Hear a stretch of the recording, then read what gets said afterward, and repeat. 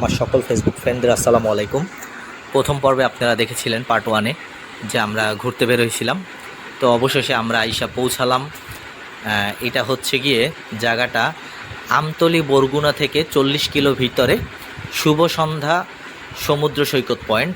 জায়গাটা অনেকই সুন্দর। আমরা রওনা দিয়েছিলাম 2টার দিকে আর আইসা পৌঁছাইলাম এইখানে প্রায় 5:30টার দিকে। বরিশাল থেকে রওনা দিছি 2টার দিকে। তো জায়গাটা অনেক চমৎকার। তো আইসা নামার পরে আমরা একটু চারোপাশ দিয়ে ঘুরে ঘুরে দেখছিলাম।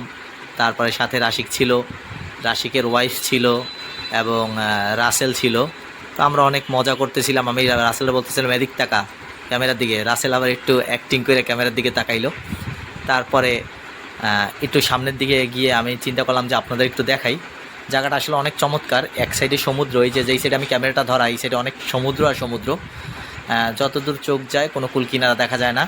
এটা কুয়াকাটারই একটা পয়েন্ট, কিন্তু এইটা যাইতে হয় আমতলী বরগুনা, ওইখান থেকে 40 কিলো ভিতরে।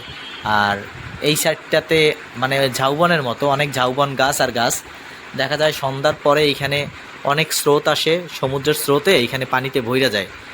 আর যখন আবার স্রোতটা কম থাকে তখন পানিগুলো নাইমা যায়। এখানে অনেক গাছ আছে, মানে বিকালটা বেলা অনেক ভাল লাগে জায়গাটা। কেউ যদি দেখতে চান আসতে পারেন, কিন্তু রাস্তা একটু খারাপ, যদিও রাস্তাটা ওইরকম ভালো না। মানে নতুন পর্যটন কেন্দ্র হচ্ছে, তো এই জন্য রাস্তাটা একটু কি বলে মাটির রাস্তা। তো সবাইকেই ক্যামেরার ফ্রেমে ধরছি, কিন্তু ক্যামেরার ফ্রেমে আমি নাই।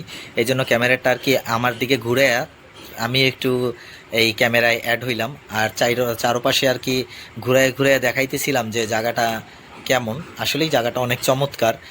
না আসলে আসলে বিশ্বাস করতে পারবেন না আপনারা।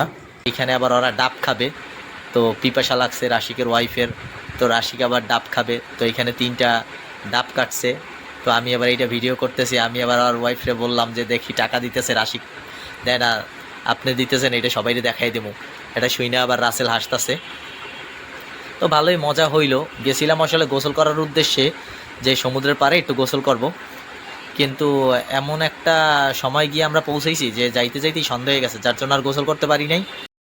আর যেহেতু সন্ধ্যা হয়ে গেছে আর অন্যান্য পর্যটকরা ওইখান থেকে সবাই বেরিয়ে গেছে, তাই আমরা ওইখান থেকে আবার কুয়াকাটার উদ্দেশ্যে রওনা দিলাম। আর বেশি সময় নষ্ট করিনি। সবাইকে আসসালামু আলাইকুম।